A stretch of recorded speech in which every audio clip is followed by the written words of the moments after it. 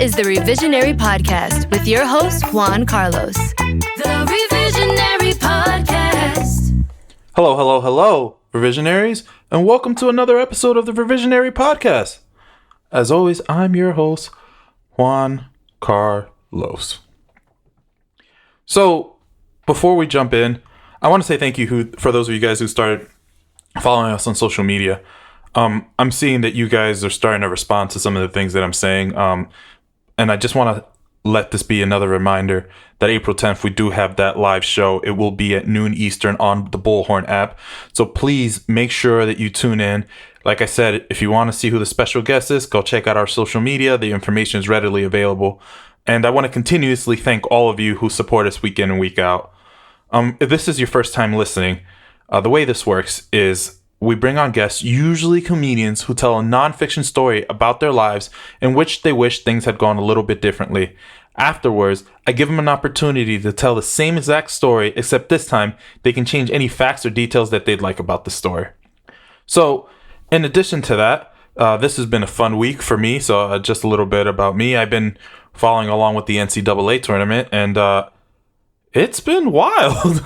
I must say, I am surprised by some of the bracket busters already. I did not see Ohio State losing so early, or Illinois. What? The Fighting Illini? I thought they were going to go way deeper than they did. So that was pretty surprising. And as I'm sure some of you guys already know, yeah, I'm from New York originally, but I'm out in the state of Washington now. And things are opening up here, which is really good. It's really exciting. Comedy is starting to come up. You know, as people are getting vaccinated, things seem to be opening up. So hopefully that trend continues, because I'm excited to experience the state of Washington in all its full glory.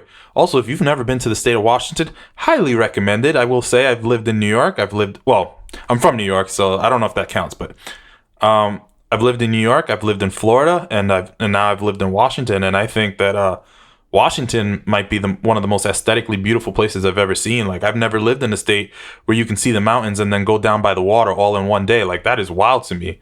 The fact that people can go snowboarding and go to the beach. I've been told that in Washington, you can actually go snowboarding and go into the beach all in the same day, which is mind-blowing. And just honestly, just driving around the state of Washington, whenever you peek around some of Seattle and then all of a sudden Mount Rainier appears, you're just like, what is going on? It's mind blown. Such a beautiful place. So that's just a little bit about what's going on in my life. Also, today's a really cool day, because today, Wednesday, March 24th, it's actually my little brother Joseph's birthday. So I want to wish him a very happy birthday. You know, I'm very proud of you and everything that you've accomplished. And I can't wait for you to graduate from college this May. You know, we finally did it.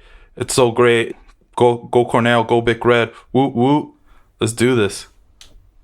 This week we have Karmen Naidoo joining us. I'm really excited because I've actually never met her before, but I've heard so much about her. Karmen is a comedian who's originally from South Africa, so that should be fun. What makes me most excited about her is that I've heard of some of her accomplishments, and she's really, really smart from my understanding. So I just can't wait to get a chance to chat with her and see what she's really like. So you know what? I won't dilly-dally. Let's go ahead and get the show on the road. Without further ado, let's give Karmen a call. Hey, Karmen, how are you? Hi, Juan Carlos. I'm good. How are you? I'm doing so well. Thank you for coming on the Revisionary Podcast. Thank you for having me. Oh, it's our pleasure. So what have you been up to? Nothing much, trying to survive this pandemic. Yeah. Living life, waiting for the apocalypse to rise up. The zombies are coming next. So are you one of these, what do they call death preparers? Or no, that's not the word. Preppers. Yeah, those guys. What are they called? No. I don't have the money nor the enough anxiety for that. I give out my anxiety very sparingly, and this is not one of the situations. So I just want to make sure I understand this correctly. So you're telling me that part of the reason why you're not a doomsday prepper is because you can't afford it, right? So poor people have to die even in doomsday scenarios. Is that what's going on? Yeah, I'm just if it's your time to go, it's your time to go. What can I do? I cannot come between you and God's vision. You know what I mean? That's God's plan for you. I mean, Yeah, I guess that's true. So, so why don't you tell us a little bit about you and your background? So I'm originally from South Africa, and actually won a green card through the green card lottery program, and then which I didn't even apply for. My mom applied on my behalf, and then I got the email, and I thought it was a Nigerian scam. I ended up just taking a chance, and I was like, okay, well, I guess I need to see what America's about, and now I'm here in America. How long have you been here? 5 years. And I'm scared because I've been here for 5 years, the worst 5 years, as Sure. we all know.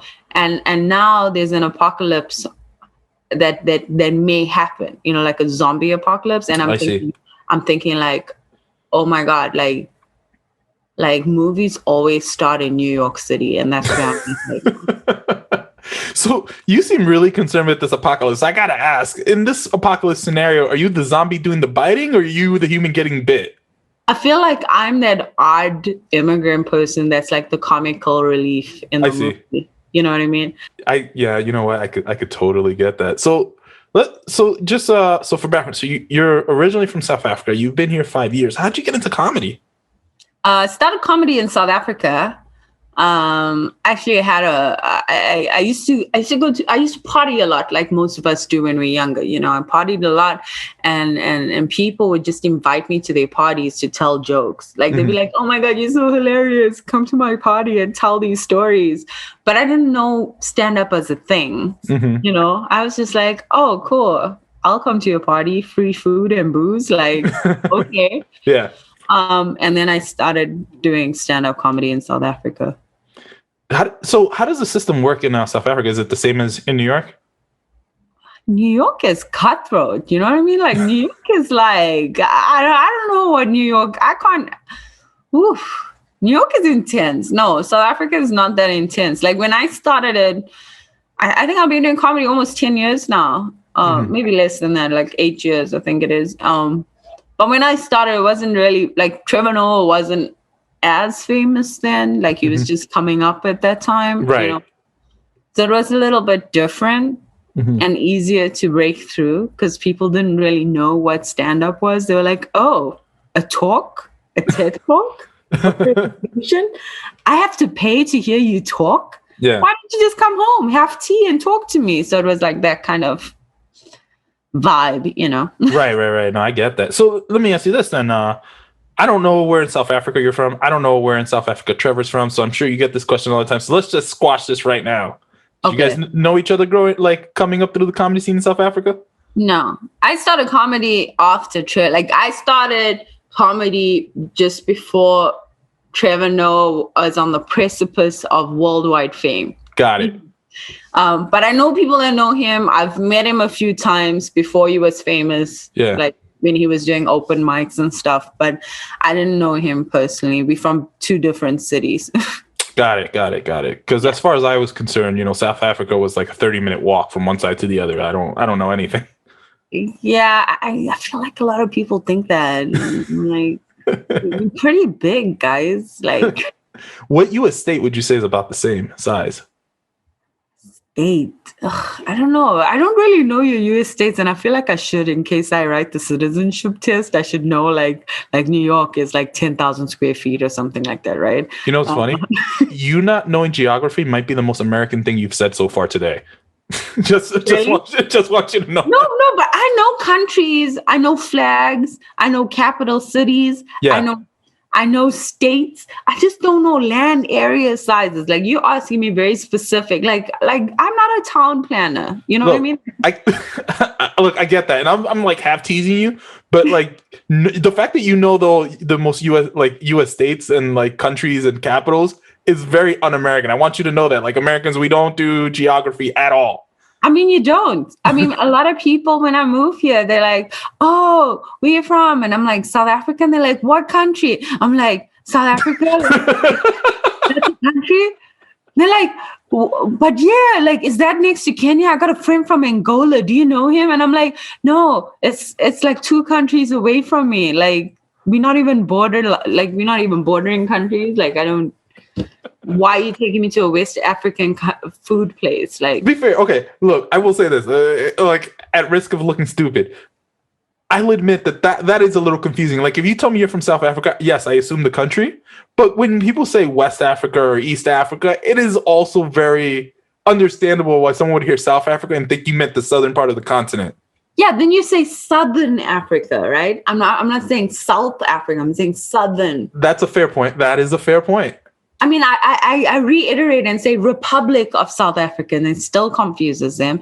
Then I have to bring out Mandela. I have to bring out AIDS. I have to bring out apartheid. I was like, guys, you just want me to bring out all our struggles so you can identify to the country. Yeah. The only thing, I mean, for me, all you had to say was the Springboks, and I was like, I know the Springboks. I'm amazed that you know the Springboks. Like, really? Like, I'm actually impressed. I'm like, I barely know them. Like, I barely know who plays for them. Like, I don't either. Who the Springboks are? I don't know. No. What sports do they play, Juan? I know them because of rugby. Rugby? You know what rugby is? So here's the thing. Oh my God. Don't be that impressed. I was a college rugby player. That's the only reason I know that. Yeah, but Americans don't really know what rugby is. Yeah. So I got into it in college. To be completely honest with you, I just went out for the team because I wanted to work out and be in shape, and I knew that I was not gonna go to the gym unless I had a reason to go to the gym. So like I just started playing rugby, and it was it ended up being one of the best experiences in my life. I met so many wonderful people, and I fell in love with a sport that I wish I had picked up at a younger age. Yeah, it's much better than American football, right? Oh, absolutely. Man's sport, right? I think American football sucks personally. But that's like the NFL is like my least favorite sport out of all of them. I think it personally kind of sucks, but that's neither here nor there. Also, and I will say this though, I will say that I wouldn't call rugby a man sport because as somebody who played rugby, I think American football is more dangerous. Think so? Yeah, absolutely. Because when I played tag, did you play tag rugby or did you play full contact? I played full contact. Like I was on the school's team. Okay. No, and the reason why I think American football is manlier is because when you play rugby, we learn how to tackle. Like I actually know how to tackle, so it's all about form and stuff like that. So when I tackle someone, it's generally safe because I know what I'm doing. I went through like training and like my coaches taught me well. Whereas I watch American football players and they fling their bodies around like catapults with no regard for their health or safety, and I sit there and like I cringe at their tackling form. Yeah. You know? I get that, but I also feel like I've seen a lot of rugby injuries. Sure. No, absolutely. I've seen a lot of them firsthand. I could tell you stories about some of my teammates, and I don't want to call them out in case any of them are listening, but I've seen quite a few of them rush into the hospitals for life-altering injuries. Yeah. It's pretty intense because you don't have a helmet on. Yeah. No, and like I get that, like because I didn't play with the helmet. I used to wear the scrum cap sometimes, but I didn't like it because when I was running, I could hear the wind going past my ears. But like even without the helmet, like I just kind of like. Because I didn't have a helmet, I never led with my head. I knew better than to do that, you know? I was led with my shoulder. That's what I'm saying. It's like all the little things because you realize how vulnerable you are out there with absolutely no equipment on you. So you kind of really learn how to tackle and really learn how to like protect yourself. Obviously, accidents happen, but yeah, you know, you're more careful. I think that's just my opinion as someone who played. Yeah. Sorry. That's my rugby soapbox. We can follow that. Yeah, I'm not a rugby fan. I mean, I feel like I should be, but I'm not like a sports fanatic. So I'm just going to be like, yeah, okay. Also, I will say this too. I feel like a lot of Americans should know rugby because the movie Invictus was a thing. And I remember when that was like came out in like 2009. Yeah, and I haven't watched it yet. Really? Yeah. Did you read the book at least? No. But it's all about Mandela. Yeah, I mean that's not for this podcast. This is like a movie review podcast, and we can get into that. Good pivot. I like that pivot. All right, so why don't we just go ahead and jump into it? Karmen, the stage is yours. Go ahead and tell us your story. So, I mean, obviously, we're all in this pandemic together, but not together, like alone. And I am fortunately in this pandemic with my loving partner. We got engaged just before the pandemic, before we knew the pandemic was a thing. Mm-hmm. Like when World War III was the conversation still, then we got engaged then. And I feel like he proposed because he wanted to move to South Africa sort of thing. I mean, I just felt that way, you know, it was my biased opinion about that. And then when we landed back in South Africa, I mean, in the US, and then the pandemic hit. And so I was working at home alone for most days. And when he would come home, I would just like talk to him nonstop. I would be like, oh my God, how was your day? Tell me everything. Tell me everything. Tell me everything. And like he was working as like a frontline worker, sort of with like doing stuff for the pandemic. And he would be like, I am so tired. Please do not talk to me. So, but I know the perfect thing for you. We've been talking about getting a dog. Let's get a dog. Right. And so I was like, I don't know, because I'll have to be with the dog the whole day and take care of it. But like, how would that solve your talking issue? Like, right? And so his thing was like, get a dog. And you can, it'll keep you company. It'll keep you distracted. You won't feel so alone. And I was like, at the time, it made sense, right? It made like perfect sense. So we went out, went looking for this dog. We tried to get a rescue dog. Mm-hmm. But like, it's so intense to get a rescue dog. They like want to come and do 3 home visits. I was like, damn, it's COVID. I just want to take a dog home. You want to come and see my house first. And then you want to see if it's a safe place. Then you want to interview me, interview my neighbors, interview my landlord, interview the people I work with to see. I mean, do they do this with children? This is what I was thinking when they were giving me these forms. I would hope so. I mean, I would hope so too, but you know what? For interest, I actually Googled to see if they that intense. Sure. And I feel like they just add, like they're on the same level. And I had a problem with that. I was like, you should be more intense with humans than dogs. Look, I'm going to tell you something. And this next comment, hold on. Hey, Phil, when you edit this, if you think that this will get me canceled, please delete this, what I'm about to say. So, Phil's the audio engineer on this. I feel like Americans care more about dogs than they do about human lives. And I just feel like that's just a general feeling I have here. I want to, you know what, and Phil, you can edit this too. I feel like this is more of a Caucasian mentality. Because if you come from our countries or where your parents come from, Juan Carlos, they're going to be like, leave the dog outside. You know what I mean? Yeah. Dog will eat scraps. You know what I mean? What, your dog has depression? What, are you white? Like, that's what they would say to us, So anyway, so we go through this whole thing trying to find this dog, and we're trying to adopt, and we like reaching out to people, and they want to see pictures of us. They want to see pictures of our home. They want to see pictures of us with other dogs. I was like, this is a lot. Right. So then like this was going on for like maybe 6 months in the pandemic. And then eventually he comes home and he's like, let's just buy a dog. Mm-hmm. So I'm like, okay, but now I have to be with this puppy and train it. Like we're not getting a rescue where it's already trained and, it's grown. So, and then we go and look for these puppies and we find my beautiful pup who I'm so in love with. He's a cockapoo. I know it sounds pretty sexual, the word, but it's a Cocker Spaniel and a poodle mix, right? Yeah. So we find, and this lady, like we go to this pet store and the lady is not like even wanting to sell us the dog. She's like, because I felt like because of the color of our skins, like I don't want to, like, I just felt like she thought that we were just there for comfort, just to like pet the dog. And we were like, no, we want to buy the dog. And they were like, oh, buy a dog? If you don't mind me asking. To buy a dog? And I was like, yeah, I'm an engineer. Like, I can buy this dog. I could buy 10 dogs. Like, it just triggered that. Yeah, of course. Yeah, so we ended up buying. Let me ask you this, Charlie. And I hope this is okay that I ask. What's you don't go into personal details, obviously, but what is your fiance's background? Is he? He's a creative director, so he does like set design and. Sorry, I meant racial because you said that you think there's a racial reason. He's black.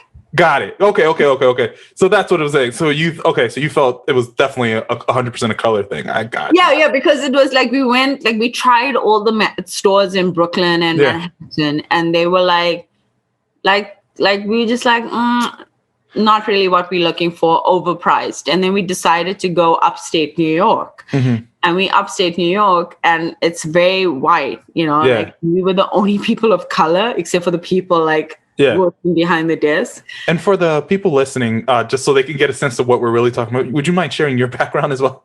So I'm a brown Indian indentured servant, like descendants. Like I have Indian descendants, and so I'm like Indian, Scottish, and Zulu. So if Google me, you'll see I'm brown. I'm not very brown. I mean, because people are listening to you, and they hear you're South African, they hear the accent, they might be very confused. I was like, we might want to clarify. Yeah.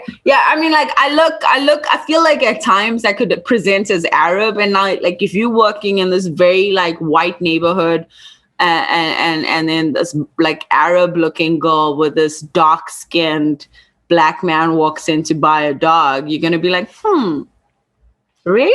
Buy a dog? And so we bought the dog. We finally we weren't really gonna go away from him, but because of their attitude with us, we were just like, we buy this dog. Like we have money to drop on this dog. We are buying this dog to kind of prove a point. It's like, we're buying this dog. Yeah, we're gonna buy supplies here too. We're gonna buy a dog bed, and we are buying everything at the store. And people were just like, oh wow. And so her sales tactic worked, huh? Her sales tactic worked. Meanwhile, her marketing strategy is like, okay, any person of color in here, we're gonna prey on their inability, on their ability to like want to spend money to prove a point. We're gonna make them feel a little less than, so they'll buy more. And that is how we're gonna keep the store afloat during a pandemic. Like our insecurities, it's like our insecurities made us buy the dog, Right. And so I love Charlie. I love him to bits, right? And he's really his personality, and they always say this, like dogs like adopt the personality of their owners, and he's just like us. He likes to be left alone, and like he likes to be alone but near us. It's a weird thing. That's like us. We like to be alone but in the same place. You know what I mean? Like we won't talk to each other the whole day. So he's so sweet, and he's super clean. He's like a cat dog. I call him cat dog because he's super clean. Like he doesn't mess or anything. Like he licks himself like a cat. Like it's right. It's so weird. So I'm like, cat dog. So he's super sweet. So we get Charlie, and we live in Brooklyn, and Brooklyn is getting gentrified now. So this whole thing, and so we walking him, and I felt like getting the dog is like, now I'm like, wow, I'm doing well for myself because now my family can see I have a dog that lives in my house. They're like, wow. Is that a sign of wealth? Yeah, they were like, wow, your dog has health insurance? Your dog has health insurance, Karmen? Wow, your dog eats organic? Like, because now I got so attached to the dog. My dog eats organic. He has health insurance. It lives with me in my house. He goes to a groomer. He has like...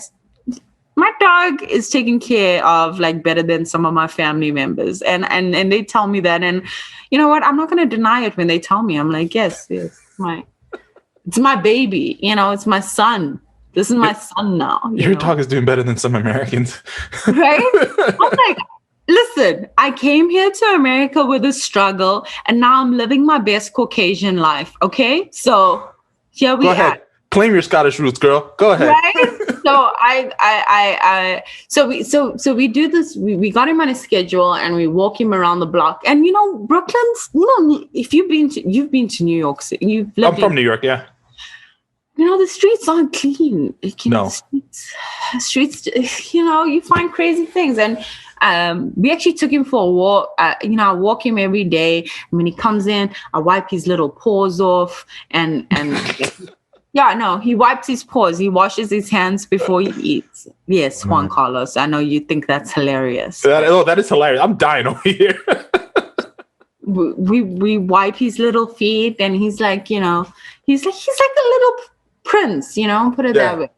And so, and also he likes to be clean. He's like that type of dog. Like if he has mud on his feet, he just like will wipe it on the carpets until it's clean. Right. So I just wipe it for him. And so the one day, like we had this snowstorm, and I decided to take him for a walk. But I thought twice about it. I was like, snowstorm, New York streets, filth on the streets. snow melting. Like I went through the whole thing. I was like, do I take him? Do I not? Do I take him? Do I not? Eventually I was like, okay, Shane, let me take him for his midday walk. Yeah. And we're walking. Okay. And I regretted it because I took him much later than I normally do. Number one, I took him much later than I normally do. Mm-hmm. And I really didn't want to take him out into the snow. And we're walking, and everything's going cool. Like he poops, I pick up his poop. You know what I mean? Like he pees. You're one of those. Yeah, I'm one of those. I pick up my dog's poop. And thank you. Yes, and then I complain about my neighbors who don't pick up their poop. I'm like, yeah, house number 52 did not pick up their dog's poop. I saw them. Like I am on 311. Back up. We're gonna bring this back for a second here. Did you just tell me that you live in a house in Brooklyn? No, I don't live in a house. Oh, okay. But I live in an apartment building, but all around me is houses. Got you. We're in a weird that's very common in New York City. Like you'll see apartment buildings next to houses. Because I was gonna say, I was like, if you live in a house in Brooklyn, I was like, yo, you're not doing well. You're doing well. I mean, not to brag, I have a washer and dryer, Juan. Like, boom. I got a washer and dryer. Like, for those of you guys who don't live in New York City, if you live in New York City and you have a washer and dryer or a dishwasher, you're like living like the Benjamins. Like you're like the Clintons right now. You're doing real well in life. All three. I have all three. Oh my God, she is doing well. You know what? That's for you. And I got a Caucasian dog. Like he's blonde. He looks really rich. Like someone looks at him and they're like, oh my God, he looks so wealthy. And I'm like, right? Your dog looks like he says indubitably regularly? Yes. My dog looks like he uses these like high English words, you know. Crumpets and tea. Yes. He's like, oh, I'd like a spot of tea, sir, now. You know what I'm saying? It's just funny because when people look at me and then they look at my dog, and then some people that have been to my home and know that I have a washer, dryer, and dishwasher, they're like, oh my God, you probably like a princess in Africa. Like you come from money. And I'm like, yo, I used to walk like 5 miles to get a bucket of water. You know what I mean? I had one pair of shoes that I had to wear for like, my mom would buy them like 3 sizes bigger. So I'd had to wear them for like years until I can get another pair of shoes. So you could grow into them? Yeah. So I was like, so I studied, became an engineer, and then moved here. And then, you know, the cards just fell in place. Look, you know what? Don't downplay your success. You know what I mean? Earn it. You are living the American dream. You know, you came here, you got a good job, you know, and things are breaking your way. That's good. Good for you. Washer, dryer. Yeah. I got this blonde dog that I walk around. Like, come on. I mean, he's beautiful. He has an IG account. He's like an influencer now. You know, is he? Like, my dog has more followers than me. I was like, damn, you got 500 people following you? Like, why? Like, they DMing him. He gets more DMs than I've ever had. You know, they're like, hey, Charlie, he's so cute. I'm like, okay, slow your roll. Like, are you jealous of your dog? Is that what I'm hearing? I'm not jealous. I'm like a proud mom, but I'm also like, why? You know what I mean?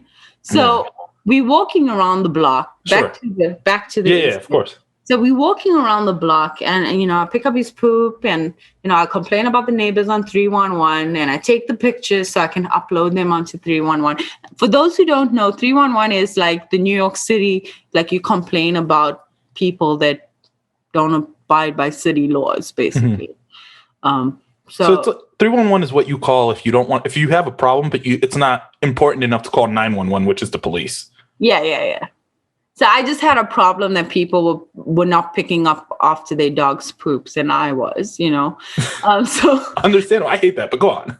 Yeah. So we walking around the block, and I was like, oh, okay, you know, you pooped and peed, and let me just go back home.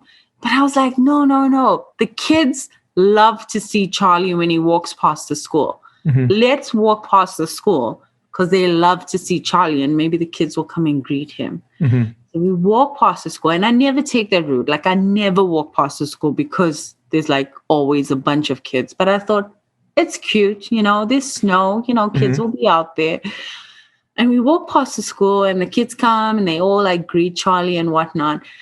And then we're walking, and I almost slip on some snow, like snow ice, you know? And while I'm slipping on the snow ice, he freaked out and stepped into human poop. Oh, that's gross. He stepped into a whole, like his whole foot, his whole little paw. Now, I told you my dog is like a cat dog, like very cute. Right? Did he lick it? No, he's freaking out. So then he started trying to like wipe it on me, and I'm like trying to like not throw up on the side, like on the human poop. So he's like freaking out and trying to bite at me and like trying to wipe it off in the snow. Oh my and God. I'm like, oh my God, what's happening? At first I was like, is that peanut butter? What is that?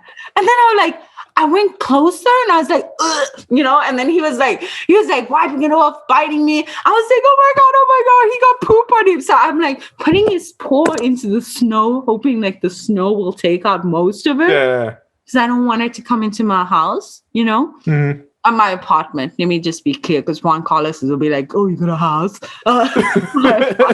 Sorry, Miss Dishwasher. I'm so sorry. And he's freaking out. So the whole time now, like we're walking like one block, this dog is trying to like wipe his paw on me. So now I have poop all over my clothes, right? Mm-hmm.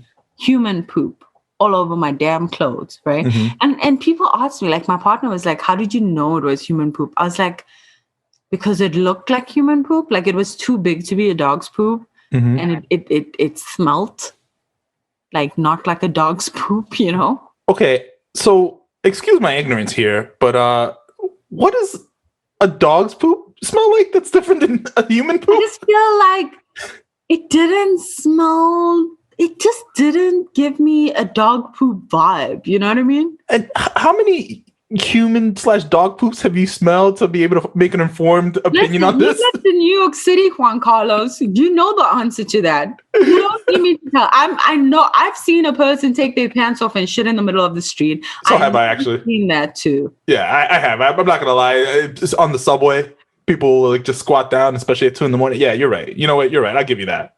Yeah, so I knew what it was, and so I was like, who in their right mind after a snowstorm?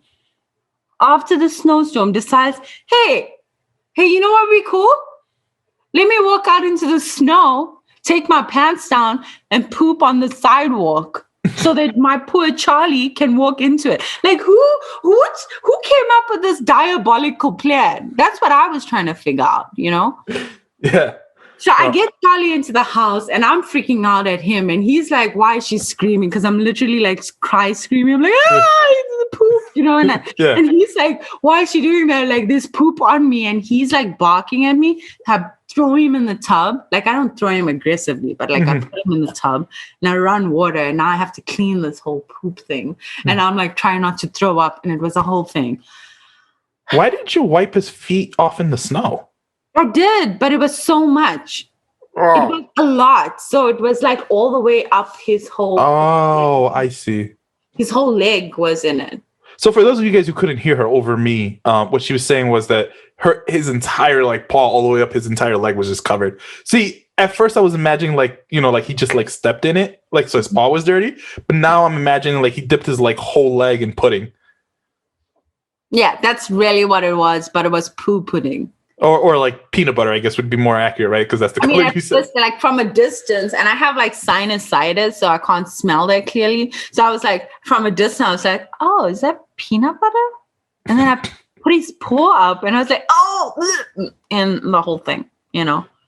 So you just taught me a great prank. I'm going to start littering my neighborhood in peanut butter. just globs of peanut butter everywhere. Please don't. Please, they will, I don't know, you're in the West Coast now, right? Yeah. I feel like they'll just send you back to New York City. They would just... Yeah, I don't know. We'll see what happens. We'll see. It might be funny. I don't know. It might not be. So with that being said, let's have a little fun because this is the fun part for me. Why don't you go ahead and retell us your story? I have to retell this like intense story with the like changes, with the with your revisions.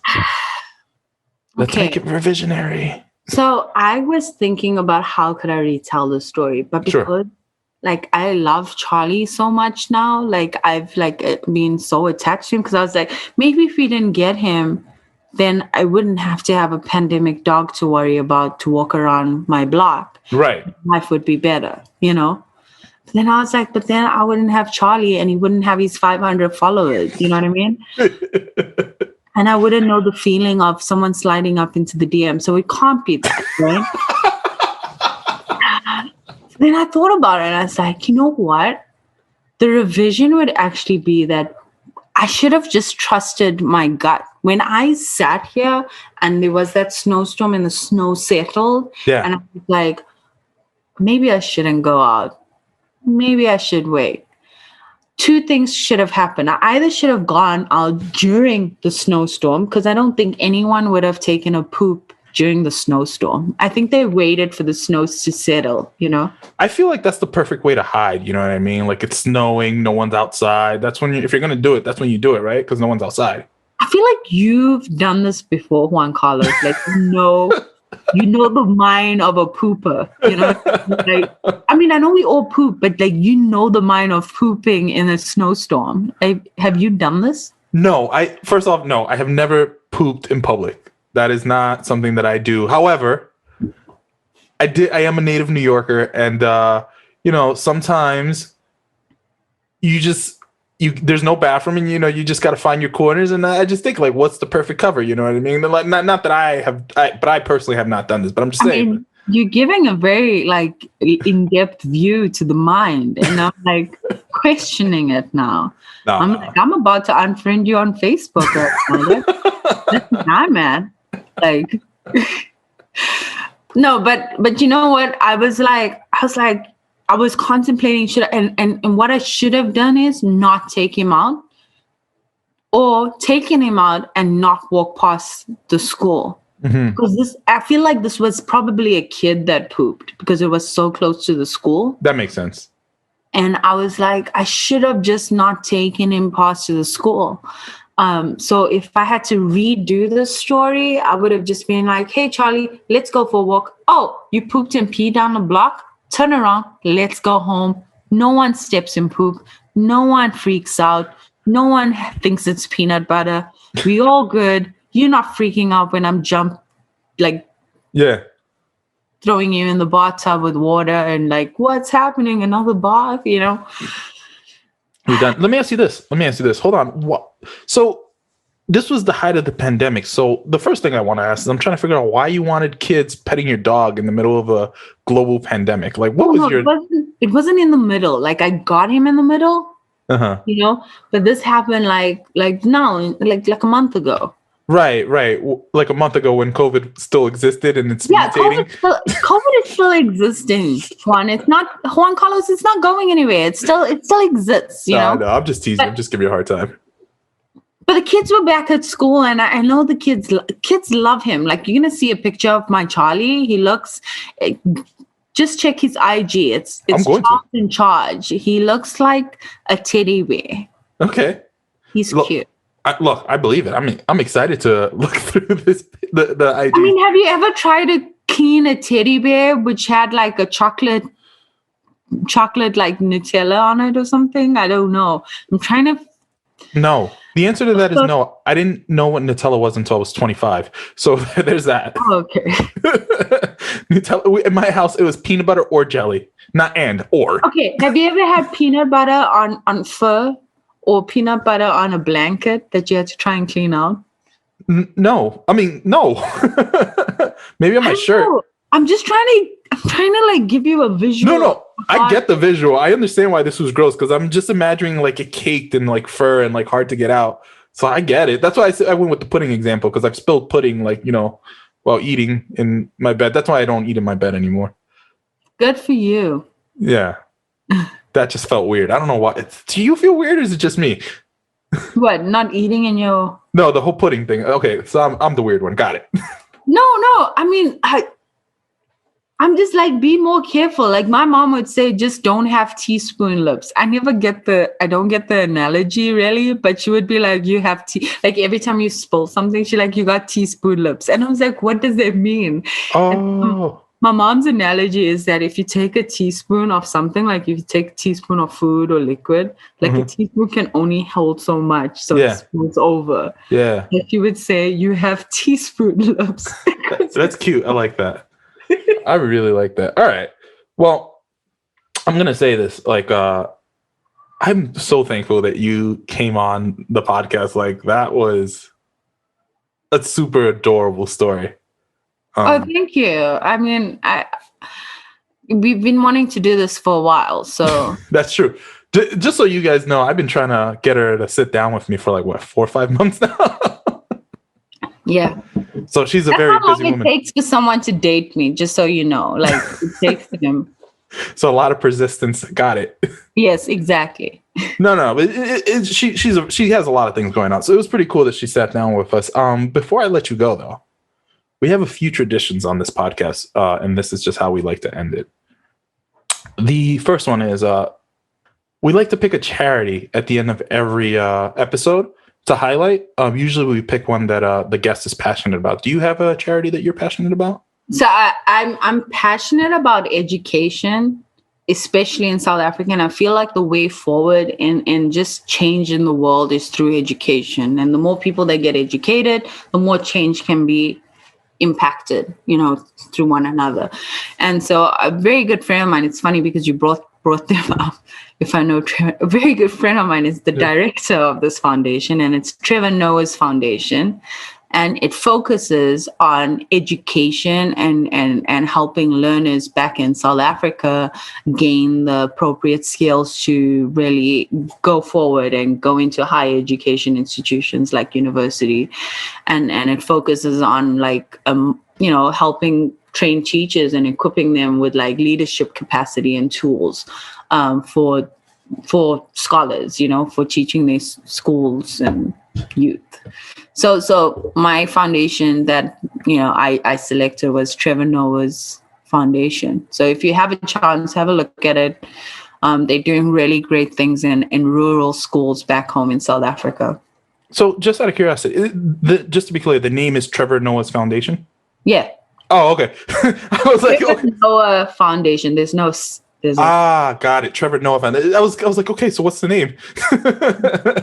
No, I get it. The Trevor Noah Foundation. Yeah. That is beautiful. And I'm glad that you've picked that foundation because I think education is important. I do personally feel that education gives people opportunities. It is never a guarantee, but it definitely makes, it definitely gives people more options is what I'm really trying to say.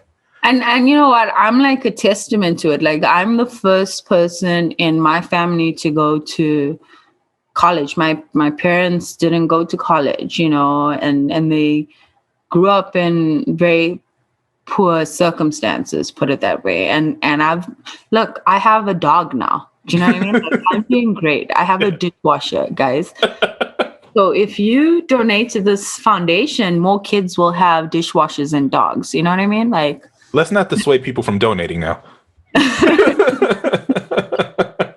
So that's great. The second tradition that we have on this podcast, which I didn't tell you about, we have this tradition where we like to end every episode by asking for our guests to share a quick childhood story that puts a smile on their face or just generally like makes them happy when they think about it. There's so many, and now you really put me on the spot. The first one, whichever one comes to mind first, to share it. Okay, so when I was younger, this is actually a story I tell. Like when I do storytelling, I tell the full story. But when I was younger, the short version, I always, because of the circumstances I lived in, I always found ways to make extra money. Like I was a little entrepreneur as a kid. Like I would make popcorn and sell it at school and make jewelry and sell it at school. It's like selling with neighbors. And so when I was younger, I was like about 6, I think, or 7. I watched this TV show and this lady planted a coin, and she planted a coin with a seed, and then the tree had like leaves of money.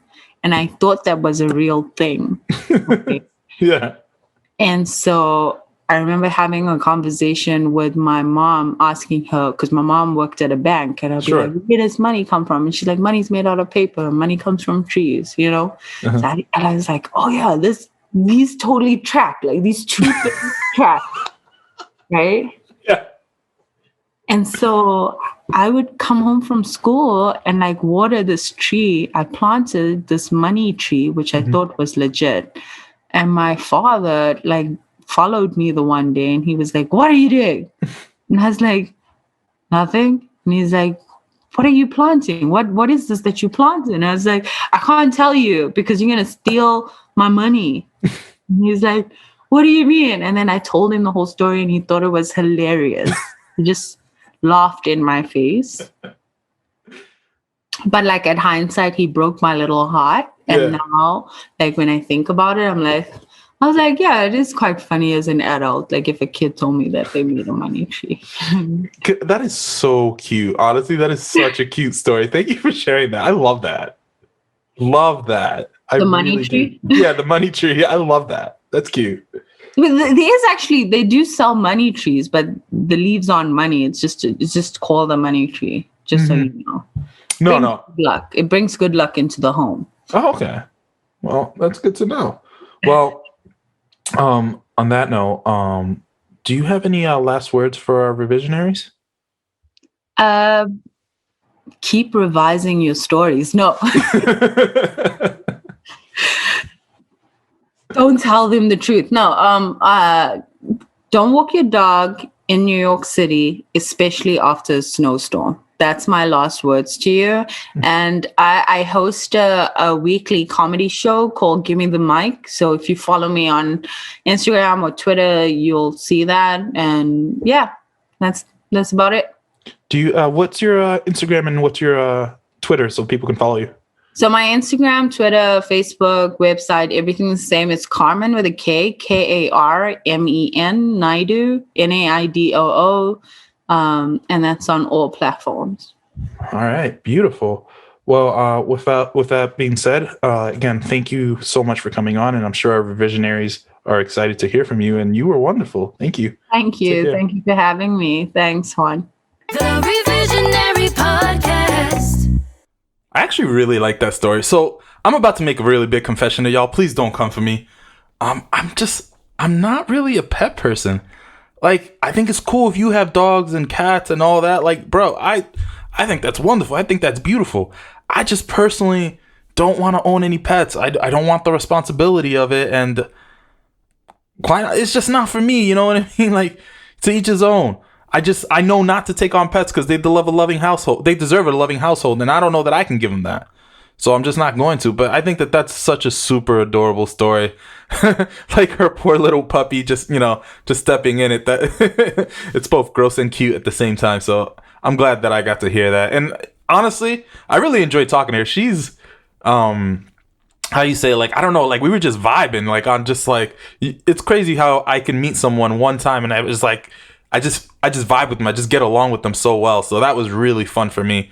So I'm really glad that I got to do that. And again, I'm really glad that you guys listened in. And I thank you every week for supporting the podcast. So I will say this, as I always say, you revisionaries are the best. You guys are the reason I keep doing this. And as always, thank you for listening. This is the Revision